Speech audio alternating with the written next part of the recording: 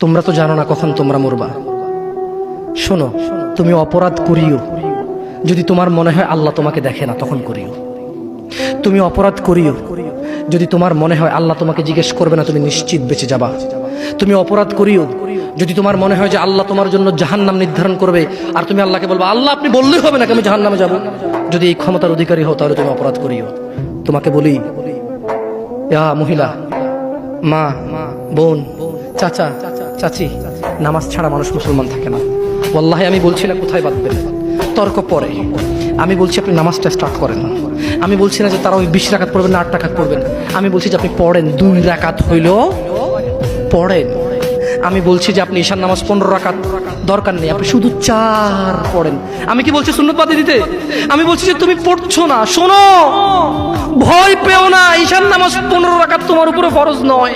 আমি তোমাকে না করছি না 15 রাকাত পড়তে। আমি বলছি যে তুমি নামাজই পড়ো না, 4 পড়ো। এই 4 রাকাত ঈশা না পড়লে তুমি মুসলিম নও।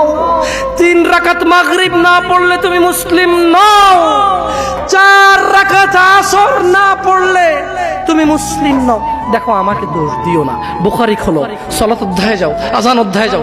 আল্লাহর নবী বলেছে তারা ওরা কাফির, ওরা মুশরিক, ওদের আর আমি মুহাম্মদুর রাসূলুল্লাহ সাল্লাল্লাহু আলাইহি ওয়াসাল্লামের উম্মতের মধ্যে পার্থক্য হচ্ছে নামাজ।